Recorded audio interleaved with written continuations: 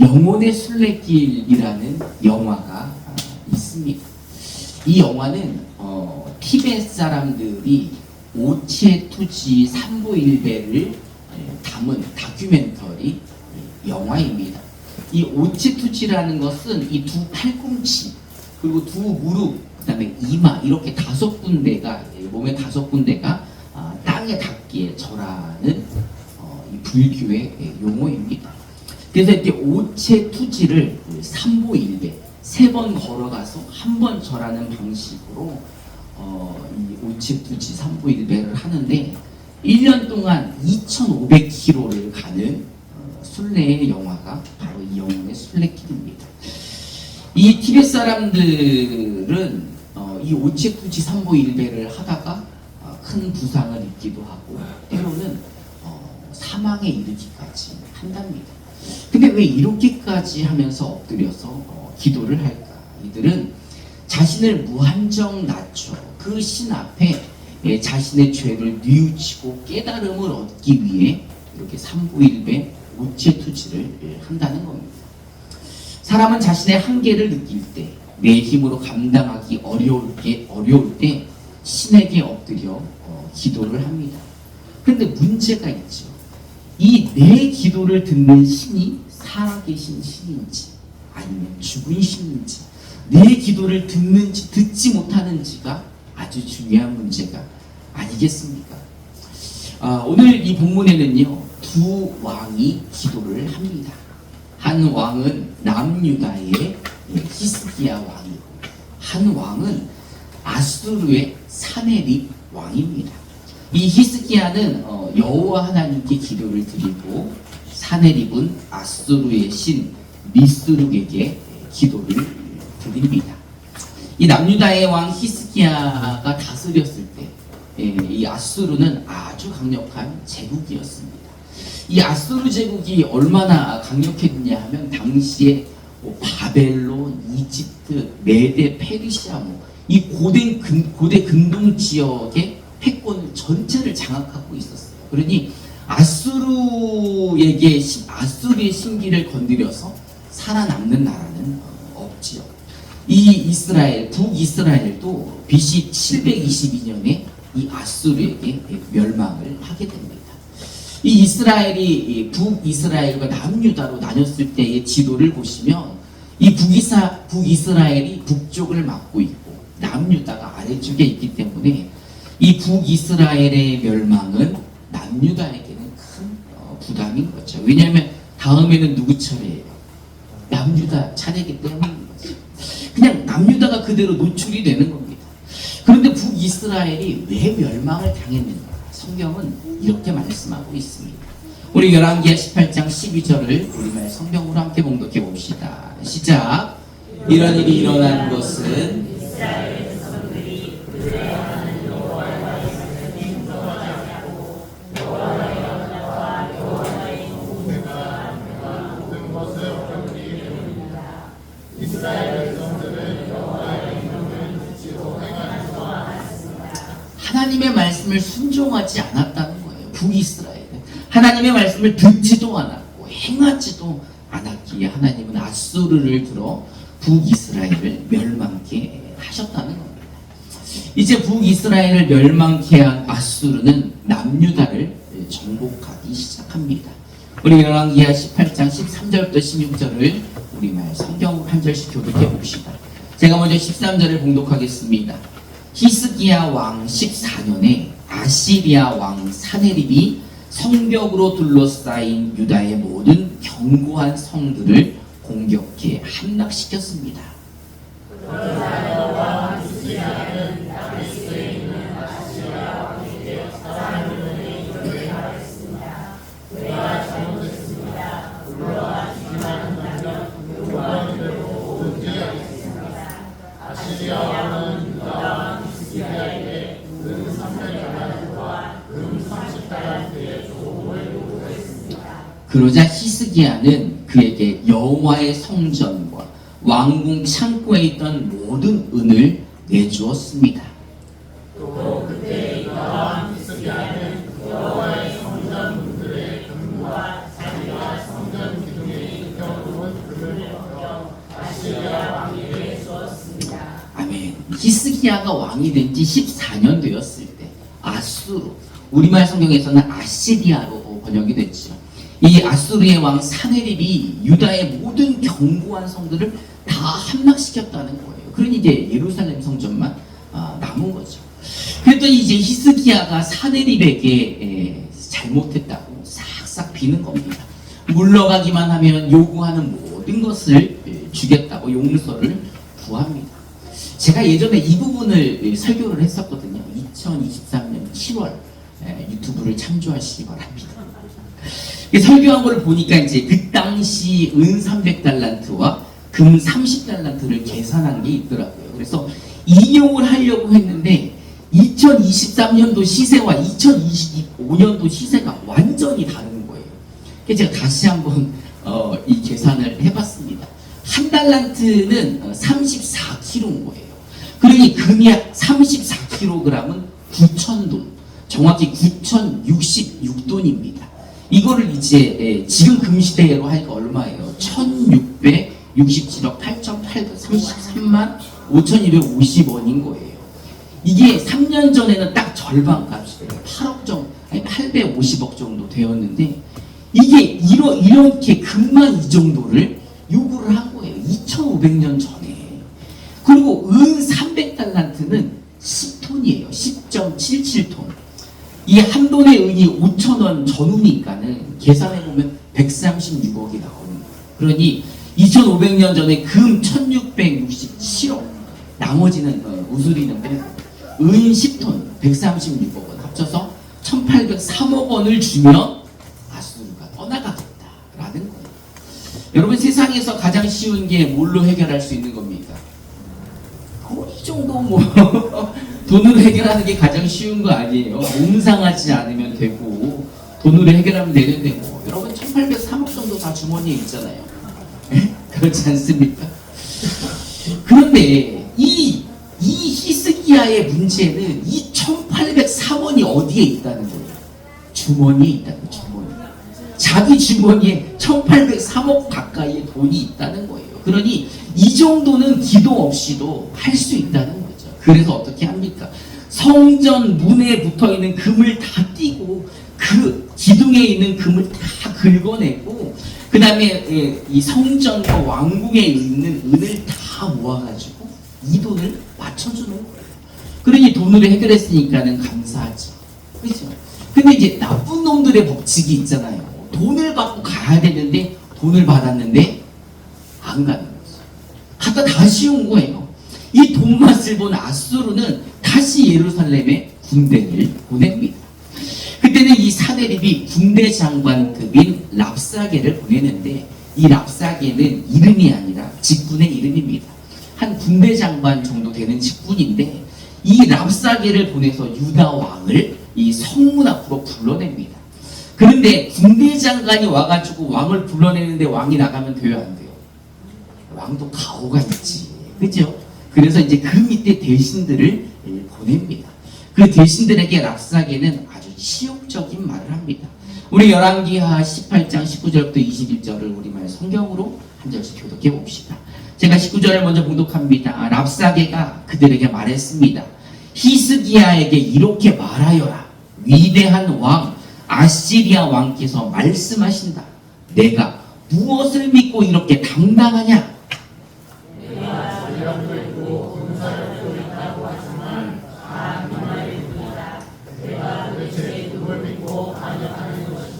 이제 보아라. 내가 저 상한 갈대 지팡이인 이집트를 믿나 본데 만일 사람이 그것을 의지하면 그것이 의지한 사람의 손을 찌르고 들어간다.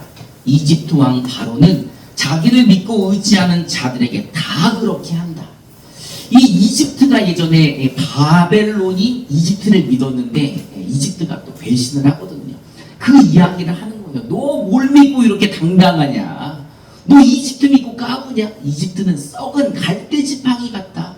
그 옛날에 믿었던 바벨론도 이집트에게 이렇게 배신당했다. 너에게 전략이 있냐? 군사가 있냐? 아이고, 군사가 있고 전략이 있다고 말하지만 내가 다 그거 빈말인지 다 알고 있다. 이러면서 이제 비아냥거리는 거죠. 우리 왕기하 18장 22절을 우리말 성경으로 함께 봉독해 봅시다. 시작.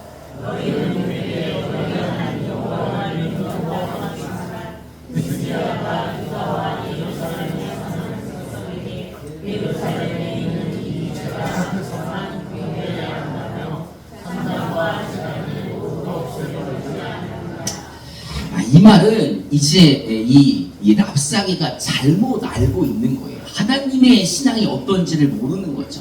이 히스기야가 종교개혁을 하면서 남유다에 있던 모든 상당과 제단을 없애버렸어요. 이 말은 남유다에서는 우상숭배를 이제 하지 않는다는 뜻이죠.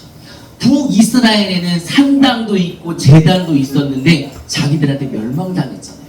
근데 너희 히스기야는 이 산당도 제당도 다 없애고 어떻게 하나님을 경외하겠냐? 너네가 그 하나님을 믿는다고 하지만 이렇게 했는데 하나님이 도와주겠냐? 라고 말하고 있는 것입니다. 그러면서 이제 랍사게는 이 외에도 이제 비아냥거리는 거예요. 우리가 말을 2,000마리를 한번 줘볼게. 니네 탈 사람이라도 있냐? 아니 니네가 이집트에서 전차를 한번 빌려와 봐라. 우리를 이길 수가 있나? 이러면서 계속 조롱을 하는 거예요. 근데 이제 이 남유다의 영민과 같은 것을 건드립니다. 우리 열왕기하 18장 25절부터 26절을 우리말 성경으로 함께 봉독해 봅시다. 시작. 게다가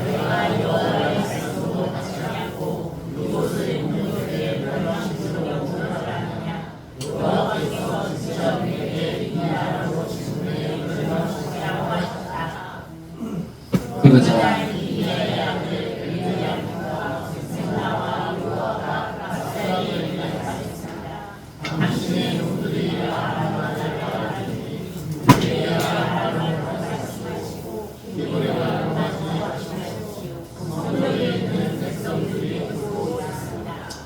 지금 이제 예루살렘을 넘어선 게 아니기 때문에 성문 앞에 대신들이 나가 있고 성문 앞에 군대들이 진을 치고 있는 거죠.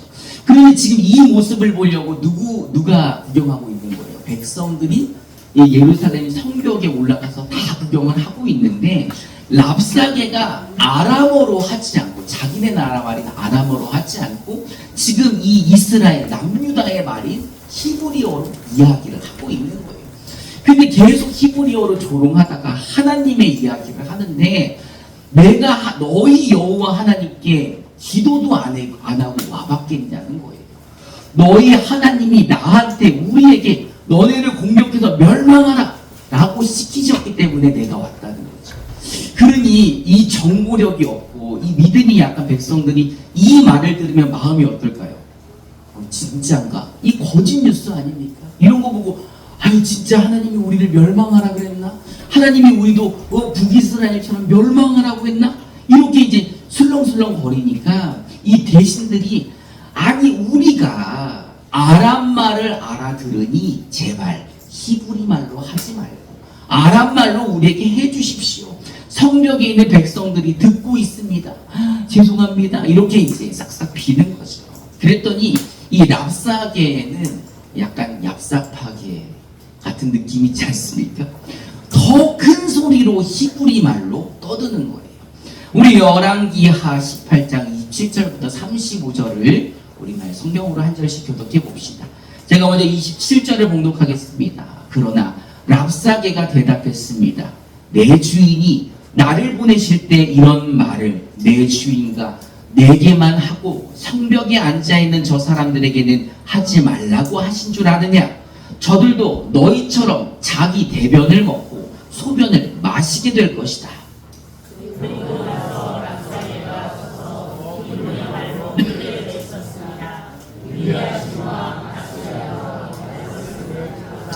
왕께서 하시는 말씀이다. 너희는 히스기야에게 속지 말라.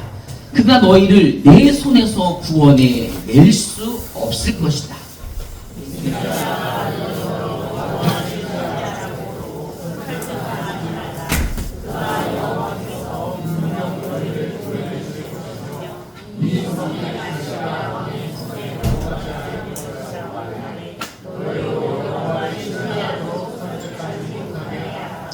그의 말에 귀 기울이지 말라. 아시리아 왕이 하시는 말씀이다. 나와 평화 조약을 맺고 내게로 나오라. 그리고 너희 모두가 각자 자기 포도나무와 무화과 나무의 열매를 먹고 각자 자기 우물물을 마시라.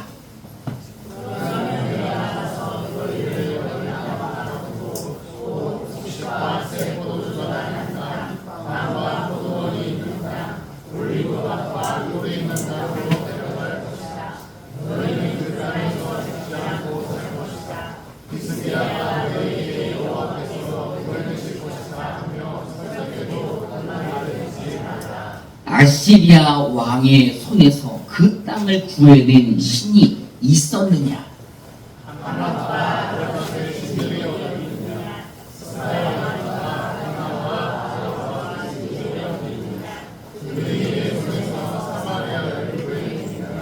그 나라들의 모든 신들 가운데 누가 그 땅에서 그 땅을 내 손에서 구해낼 수 있었느냐? 그러니 여호와라고 내 손에서 예루살렘을 구해낼 수 있겠느냐? 지금 이렇게 히브리 말로 누구한테 하는 거예요? 백성들에게 하는 거죠.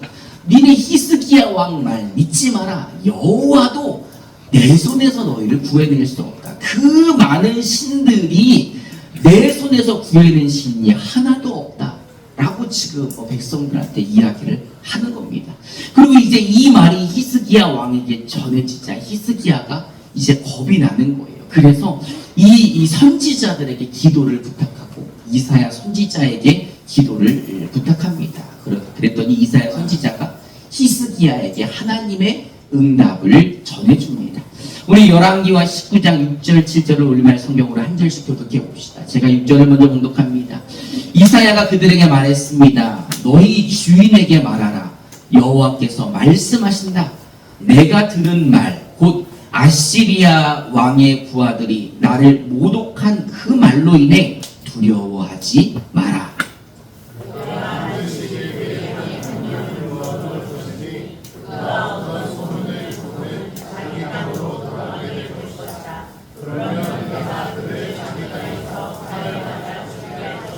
아멘. 히스기야 왕 때에 사역하던 이사야 선지자는 히스기야에게 하나님의 메시지를 전해줍니다. 두려워하지 마라.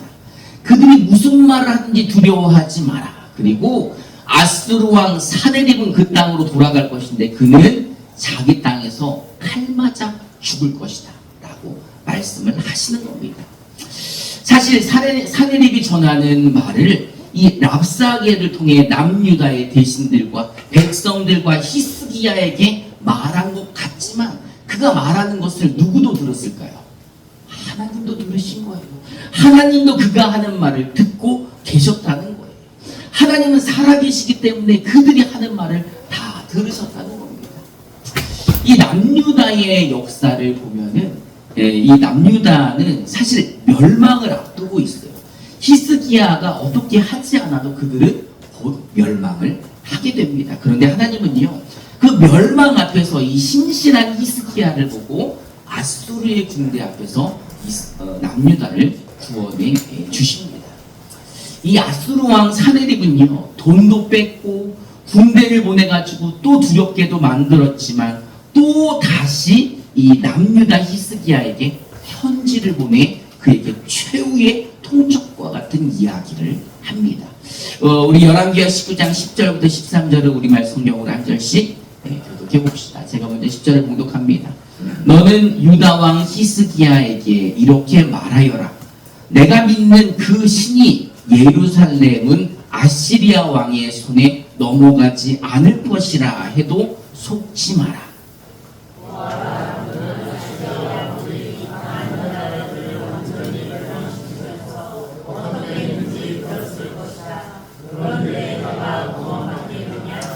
내 조상들이 멸망시킨 그들을 그 나라의 신들이 구했더냐?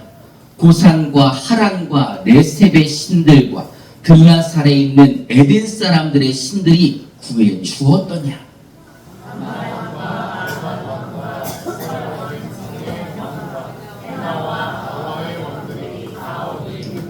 이 아수르의 왕 사네립은 편지를 통해서 다시 한번 하나님을 모욕하는 거예요. 자신들이 멸망시킨 수많은 나라들 가운데에도 신들이 있었지만 자기네 나라를 구할 신은 아무도 없이 자기들이 다 멸망시켰다는 것이죠. 그러니 여호와 하나님도 아수르의 손에 남유다를 구원하지 못할 것이라는 편지인 것입니다. 이제 이 편지를 받은 히스기야는 이제 이 돈으로 해결할 수 있어요, 없어요? 이 문제는 얼마를 잃었어요? 1800억 잃었잖아요. 뿐만 아니라 군대까지 동원해가지고 마음까지 다 무너져 있으니 이제는 이 편지를 가지고 어디밖에 갈 수 없는 거예요. 하나님께로밖에 갈 수가 없는 겁니다. 우리 열왕기하 19장 14절부터 19절을 개역 개정으로 한 절씩 봉독해 봅시다. 제가 먼저 14절을 봉독합니다. 히스기야가 사자의 손에서 편지를 받아보고 여호와의 성전에 올라가서 히스기야가 그 편지를 여호와 앞에 펴놓고 그 앞에서 히스기야가 기도하여 이르되 그들을 위해 계신 이스라엘 하나님 여호와여 주는 천하 만국에 홀로 하나님이시라 주께서 천지를 만드셨나이다. 여호와여 귀를 기울여 들으소서. 여호와여 눈을 떠서 보시옵소서. 사네립이 살아계신 하나님을 비방하러 보낸 말을 들으시옵소서.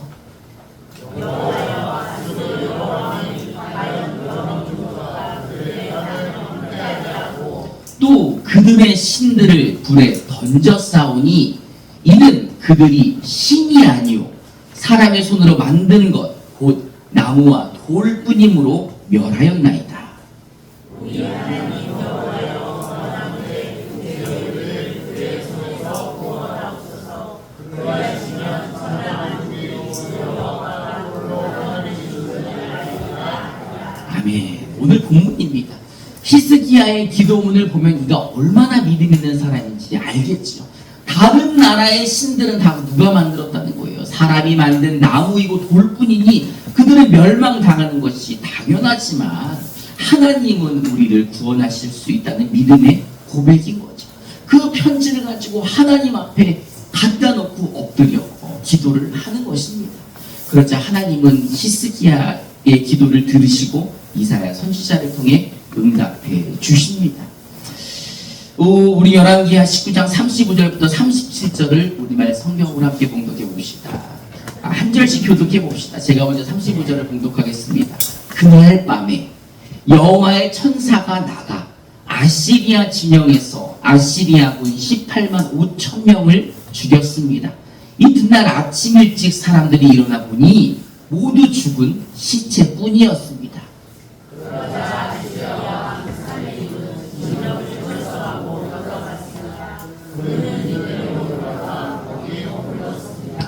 그러던 어느 날 사네립이 자기 신 니스록의 신전에서 경배하고 있었는데 그의 아들 아드람멜렉과 사레셀이 사네립을 칼로 치고는 아라라 땅으로 도망갔습니다. 그리고 사네립의 아들 에스달 핫돈이 뒤를 이어 왕이 됐습니다. 아멘. 그 오늘 굉장히 많은 본문을 읽었죠. 사실 이거 설교로 하면 한 3, 4회를 할 정도의 분량이지만 오늘 우리가 이제 주목해야 될 부분이 여기인 거죠. 이 사네립의 편지를 가지고 하나님 앞에 갔을 때 하나님은 응답해 주셨어요. 아무런 군사력도 없는 이 남유다가 아무것도 하지 않았는데 하나님의 천사가 아시리아 군대 18만 5천 명을 다 그날 밤에 죽게 만든 겁니다. 그래서 사네립이 돌아갔는데 그리고 그는 자신의 신 니스록 앞에서 기도를 하고 있는데 누구 손에 죽게 됩니까? 자신의 아들들의 손에 죽게 되는 겁니다. 살해를 당하는 겁니다. 두 왕이 자신의 신 앞에서 기도를 했습니다. 남유다의 히스기야는 여호와 하나님께 기도를 하였고 그는 응답을 받았습니다. 똑같이 아수르의 왕 사네립도 자신의 신 니느웨의 신 니스록 앞에 가서 기도를 하였습니다. 하지만 사네립은 하나님의 말씀대로 칼에 맞아 죽었다는 겁니다. 어디서요? 자신의 신전에서 죽었다는 거죠. 그러니 어떤 신이 살아있는 신입니까? 하나님이 살아계시고 그 하나님은 지금도 우리 가운데 역사하신다는 겁니다. 할렐루야. 여러분 믿으십니까? 하나님이 살아계심을 믿으십니까? 그리고 그 하나님이 우리와 함께 계시고 우리의 기도를 들으신다는 것도 여러분 믿으십니까? 제가 결혼을 좀 일찍 했죠. 제가 일찍 결혼해서 우리 이사홍 전도사님을 낳았을 때가 25살이었던 것 같아요.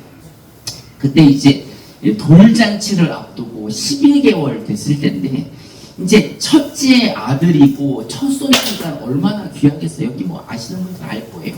얼마나 금지옥욕같이 키웠겠습니까? 그런데 돌잔치를 앞두고 한 달 전 11개월 때 큰 화상을 입어가지고 한강 성심병원 그 중환자실에 입원을 하게 된 거예요. 여러분 그 11개월짜리 첫 아들이 화상 전문병원의 중환자실에 들어가 있는데 아빠가 기도해야 할까요? 안 해도 될까요? 이게 질문입니까? 이게 말이에요? 방구예요? 아니 기도해야 되는 게 당연한 거 아니에요? 하나님이 치료해 주실 것을 믿지만 아빠는 뭐 해야 돼요? 기도 안 하고는 견딜 수가 없는 거죠. 그래서 뭐 기도할 장소가 없어도 뭐 해야 돼요? 기도해야 되겠죠. 기도할 시간이 없어도 기도해야 되겠죠. 저는요 때와 장소를 가리지 않고 기도했습니다. 제가 그때 이제 어린이집 차량 운행을 하고 있을 텐데 운전하면서도 기도하고 밥 먹으면서도 기도하고 자면서도 기도하고 눈 뜨면 기도하고 때와 장소를 가리지 않고 쉬지 않고 기도하게 되었다는 거죠. 여러분 기도가 잘 안 되십니까? 여러분 기도할 시간이 없으십니까? 여러분 기도할 장소가 없으십니까? 제가 봤을 때는 히스기야만큼 절박하지 않으신 것 같아요. 네? 아직은 내가 돈으로 해결할 수 있지 이렇게 생각하시는 거 아닙니까? 아직은 여러분 기도가 필요 없으신 거 아닙니까? 그래서 장소가 없다고 핑계가 되고 시간이 없다고 핑계를 대고 내가 아직은 기도할 때가 아니라고 하나님 앞에 엎드리지 않는 것 아닙니까? 여러분 히스기야처럼 하나님이 불똥을 떨어뜨려 주시면 시간 없다고 기도 안 하실 거예요. 장소 없다고 기도 안 하실 겁니까?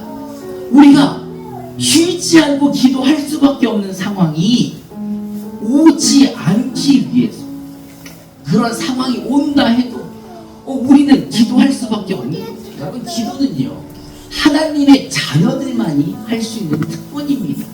사내들이 아무리 기도해도 응답되지 않죠. 오체투지 3보 1배를 2,500km를 간다고 해도 그 기도가 응답되지 않습니다. 기도는요 살아계신 하나님께 했을 때 응답이 되는 것입니다. 그 하나님의 자녀들의 기도를 하나님은 듣고 계신다는 겁니다. 그러니 기도해야 되겠습니까? 안 해야 되겠습니까? 여러분 하나님 앞에 엎드려야 되겠습니까? 엎드리지 말아야 되겠습니까? 여러분 하나님은요 우리 기도를 들어주시는 살아계신 분입니다. 지금도 우리 안에서 역사하시며 그 전지하신 그 하나님이 우리의 기도를 듣고 계신다는 거예요. 그러니 이제 모든 일 가운데 우리와 함께 계시는 그 임마누엘 하나님 앞에 엎드려 기도하시기를 주님의 이름으로 축원합니다. 이 시간 함께 찬송하고 기도하는 시간 하도록 하겠습니다.